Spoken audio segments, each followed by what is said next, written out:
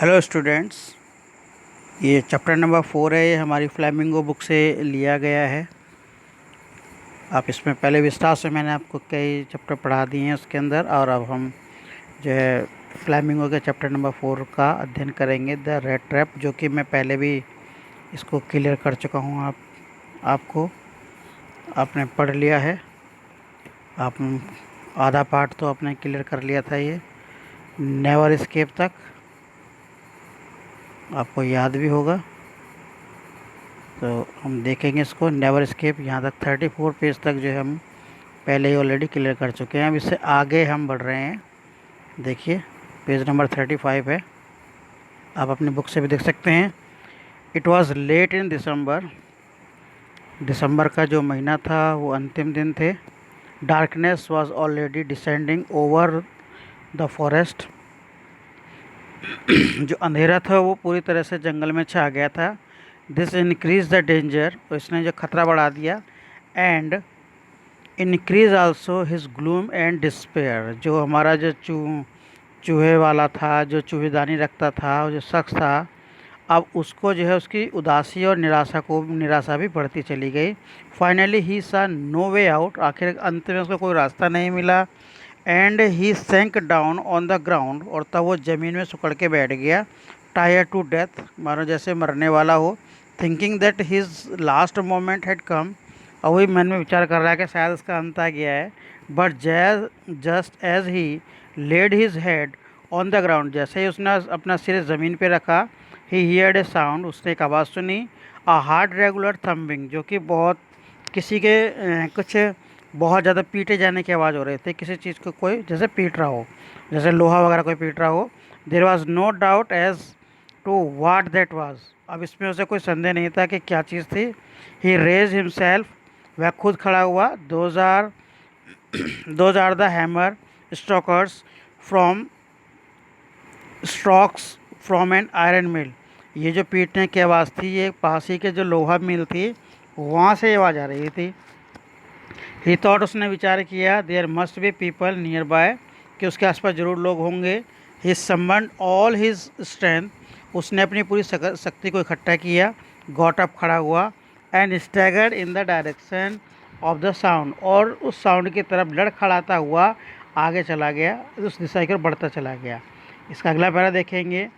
ये जो है द रेस्मो, हम रेस्मो बोलते हैं इसको। द रेस्मो and iron works which are now close down, जो रेस्मो कंपनी है, रेस्मो नाम की जो कंपनी थी वह बंद हो चुकी है। वह नॉट सो लॉन्ग, अभी से बंद हुए ज़्यादा लंबा समय नहीं हुआ था। A large plant with smelter rolling mill, इसके अंदर जो है अभी भी पिघलाने का काम किया जा रहा है, लोहा पिघलाने का काम किया जा रहा है। एंड फॉर्ज, और इसमें बड़ी जो भट्टियाँ लगी हुई, आग की भट्टियाँ लगी हुई हैं। In the summer time long lines of heavily loaded barrels and screws slid down the canal. बड़े बड़े गर्मी के दिनों में बड़े बड़े नावों को बना करके, जो बार्ज और स्काउस होते हैं, नाव होती हैं, बहुत शानदार बनाई जाती हैं लकड़ी की, और उनको बना करके जो नदी की धाराएं होती हैं, which led to a large inland lake, उनको जो झील होती है, जो रुकी झील है, उसमें उनको उतारा जाता है। And in the winter time the roads near the mill were black from all the coal dust which shifted down from the big charcoal crates. सर्दी के दिनों में जो कोयले का जो काला धुआं निकलता है, उसके कारण उसकी जो सड़कें हैं वहाँ पे बिल्कुल काली काली हो जाती हैं। नेक्स्ट पैरा है। During one of the long dark evenings just before Christmas, Christmas के एक दिन पहले शाम के समय, the master Smith and his helper set in the dark forge near the furnace waiting for the pig iron. जो लोहा वाले का जो मालिक था, जो सबसे बड़ा जो मालिक था, बड़ा लोहार जो था, लोहार कहेंगे यहाँ पे, बड़ा लोहार, और जो उसके सहायक थे, वो उस समय जो है कच्चे लोहे की प्रतीक्षा कर रहे थे, जो भट्टी में डाला है कि वो पिघल जाए। पिग आयरन होता है कच्चा लोहा को पिघलाना। तो which had been put in the fire, जो कि उस समय आग पे रखा हुआ था। To be ready to put on the anvil, जो कि उस समय जो लोहे को पिघला करके एक बड़ी बड़ी छड़ों को बनाया जा रहा था, छड़ रूपी आकार दिया जा रहा था। Every now and then one of them got to the stir the glowing mass with a long iron bar. सभी बारी बारी से वहाँ जाते, जो सहयोगी थे उसके एक एक करके जाते हैं वहाँ पे, और जो एक आयरन का जो बहुत बड़ा पलटानुमा जो था, उससे जो पिघले हुए लोहे को वो उसको चलाते थे, घुमाते थे, उसको अलट पलट करते थे। Returning in a few minutes, और कुछ ही मिनटों में वो वहाँ से वापस लौट के आते थे। ड्रेपिंग विद परसेप्शन, और वे बिल्कुल पसीने में तरबतर हो जाते थे। दो एज वाज द कस्टम्स, हालांकि जिस तरह का वहाँ का रिवाज था, he wore nothing but a long shirt and a pair of wooden shoes. वे जो है एक लंबी शर्ट पहनते थे और लकड़ी के जो लंबे लंबे जूते थे उनको पहनते थे। नेक्स्ट पैरा है, all the time there were many sounds to be heard in the forge. उस समय हर समय भट्टी के अंदर कुछ ना कुछ किसी न तरह की आवाज़ें आती रहती थी। द बिग बिलोस ग्रोन्ड, जो बड़ी बड़ी धौंकनियाँ थी जिनसे हवा की जाती थी लगातार आग के ऊपर, वो आवाज़ें मतलब वो धौंकने चलती रहती थी। And the burning coal cracked, और जलता हुआ कोला लगातार चटकता रहता था और चटचटाहट की आवाज़ आती रहती थी। The fire boy shovelled charcoal into the maw of the furnace with a great deal of clatters. वहाँ जो लड़के थे वो फावड़े की सहायता से कोयले को भर भर के उस आग के अंदर डालते रहते थे, और जो वहाँ पे जब कोयला डालते थे वो चटाचट की बहुत ज़्यादा आवाज़ आती थी। आउटसाइड रोयड द वाटरफॉल, बाहर पानी के झरने की बहुत आवाज़ आती थी। And A sharp north wind whipped the rain against the brick tile roof, और बाहर इतनी उत्तरी ये जो ठंडी ठंडी हवाएं चल रही थी, मानो जो टाइल के छत थे उसके ऊपर वो हवा जो है कोड़े बरसा रही हो। नेक्स्ट पैरा, इस पेज का लास्ट पैरा देखेंगे। It was probably on account of all this noise that the blacksmith did not notice that a man had open the gate and enter the forge. निश्चित तौर पे वहाँ पे जो काम करने वाले थे, इतना ज़्यादा वहाँ शोरगुल, इतनी आवाज़ें हो रही थी, तो उन लोगों ने बिल्कुल भी ध्यान नहीं दिया कि कोई आदमी वहाँ उस फैक्ट्री का दरवाज़ा खोल करके अंदर घुस के आ गया है। Until he stood close up to the furnace, जब तक कि वो वहाँ से चल करके भट्टी के पास आके बिल्कुल खड़ा नहीं हो गया। Surely it was nothing unusual for poor vagabonds without any better shelter for the nights to be attracted to the forge by the glow of the light which escaped through the sooty pens.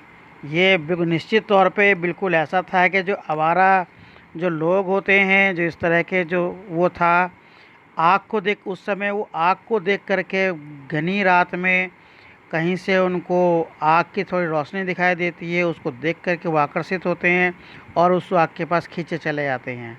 And to come in to the warm them self in front of the fire, और अपने आप को गर्म रखने के लिए वे उस आग के समीप आ जाते हैं। The blacksmith glance only casually and indifferently at the intruder. जो लोहार थे उन्होंने उसकी तरफ बिल्कुल भी ज़्यादा ध्यान, उस घुसपैठे की तरफ ज़्यादा ध्यान नहीं दिया।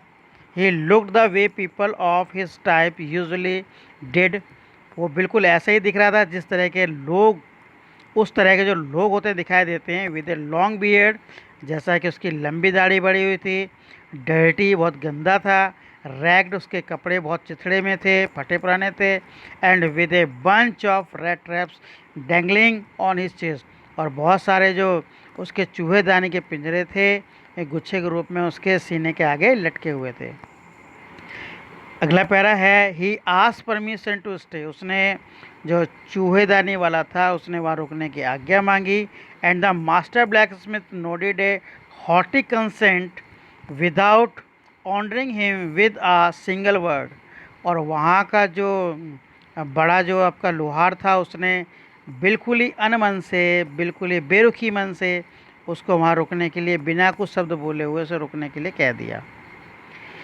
अगला है, नेक्स्ट पैरा देखेंगे। The tramp did not say anything, tramp यहाँ आवारा के लिए यूज़ किया गया, उस आवारा ने भी कुछ नहीं कहा। Either he had not come there to talk, हालांकि वो वहाँ पे कोई किससे बात करने के लिए नहीं आया था, but only to warm himself and sleep, वो तो अपने आप को वहाँ गर्म रखने के लिए और सोने के लिए आया था। In those days the Ramsjo iron mills was owned by a very prominent iron masters. उन दिनों जो है इस जो फैक्ट्री का जो मालिक था बहुत ही महत्वपूर्ण आदमी हो गया था, प्रसिद्ध आदमी हो गया था। Whose greatest ambition was to ship out good iron to the market. जो ये चाहता था कि जो भी वो लोहा तैयार कर रहा है वो एक अच्छी क्वालिटी का तैयार हो और उसको मार्केट में बेच सके। He watched both night and day to see that the work was done as well as possible. और वो हमेशा दिन में या रात में कभी भी आके देखता था कि जो भी संभव हो सके लोहे को अच्छा बनाने के लिए, कार्य को सही समय पर कर सके, उसकी जांच करने के लिए हमेशा आता रहता था। And at this moment he came in to the forge on one of his nightly rounds of inspection. और वो भी उसी शाम को, रात को जो है वहाँ पर अपने काम का निरीक्षण करने के लिए रात में वहाँ पर आ गया। Naturally the first thing he saw was the tall ragamuffin who had eased his way so close to the furnace that steam rose from his wet rays। स्वाभाविक रूप से उसकी जो नज़र थी उस पुराने चिथड़े से पहने हुए बेकार से आदमी की तरफ उसकी नज़र पड़ी और उसको देख कर के वो आसानी से उस भट्टी के पास आदमी जाके पहुंच गया था और उसके कपड़ों में से भाप निकल रही थी क्योंकि कपड़े गीले हो गए थे उस चूहेदानी वाले के। तो वो उसको देख रहा है, वो भी कि जो भट्टी के पास पहुंच गया है उस आदमी की तरफ देखा कि वो जो है वहाँ सेक रहा है। The iron masters did not follow the example of the black Smith. जो लोहार का जो मालिक था उसने जो वहाँ के लोहार थे उनका अनुसरण नहीं किया, उनकी कोई बात नहीं मानी जैसे वो करते थे। वो जो जैसा उन्होंने व्यवहार किया वैसा उनका अनुसरण नहीं किया। Who had hardly design to look at the stranger. जिन्होंने बड़ी मुश्किल से ही उस अजनबी की ओर देखा था। He walked close up to him. वो उसको देखने के लिए उसके नज़दीक गया। Looked him over very carefully. उसको बहुत ध्यानपूर्वक देखा। Then tore off his slouch hat to get a better view of his face. और उसको अच्छे से ध्यान से देखने के लिए उसने जो उसकी मखमली टोपी थी, मुलायम नरम टोपी थी, उसने उस टोपी को अपने सिर से उतारा। स्लॉच माने नरम। But of course it is you. अरे लेकिन ऑफ कोर्स हाँ ये तुम हो। निल्स ऑल्फ ये तुम हो। ही सैड उसने कहा। How you do look. तुम अब कैसे दिखते हो। नेक्स्ट पैरा है the man with the red traps had never before seen the iron master at Resmos. इससे पहले जो चूहेदानी लिए वाला जो आदमी था, चूहेदानी वाला आदमी था, उससे पहले उसने कभी भी इस फैक्ट्री का जो मालिक है उसको पहले कभी नहीं देखा था। And did not even know what his name was. और वो उसका नाम भी नहीं जानता था। But it occur to him that if the fine gentleman thought he was an old acquaintance. लेकिन तभी उसके मन में विचार आया तुरंत ही कि अगर ये जो सज्जन है अगर मेरे को समझता है कि मैं उसका कोई पुराना परिचित हूँ, he might perhaps throw him a couple of kronor. तो शायद ये मुझे 2-3 जो है क्रोनर मुझे दे देगा, क्योंकि भिखारी टाइप का भी है तो सोचता है कि मुझे दे देगा तरस खा करके। Therefore he did not want to undeceived him all at once. इसीलिए उसका जो ये भ्रम बना हुआ था वो उस भ्रम को अभी तोड़ना नहीं चाहता था। यस उसने कहा yes God knows things have gone down hill with me. हाँ ईश्वर जानता है कि मेरे साथ कितना गलत हुआ, कैसा व्यवहार हुआ। ही सेड उसने कहा you should not have resigned from the regiment. अब जो मालिक था उसने कहा था कि भाई तुम्हें जो है जो फौज में थे तुम फौज में तुम्हें इस्तीफा नहीं देना था। Said the iron master. उस आयरन मास्टर ने कहा दैट वाज द मिस्टेक। वो तो मेरी गलती थी। If only I had still been in the service at the time. यदि मैं अब उस सर्विस में रहा होता इट नेवर वुड हैपन। तो जैसा मेरे साथ आज हो रहा है तो ऐसा नहीं हुआ होता। Well now of course you will come home with me. चलो जो हुआ तो ठीक है, अब तुम मेरे साथ मेरे घर चलोगे। तो गाइस अभी हम इतना यहाँ तक पढ़ेंगे। इसके बाद हम अगला जो भी हम अगले वीडियो में शेयर करेंगे।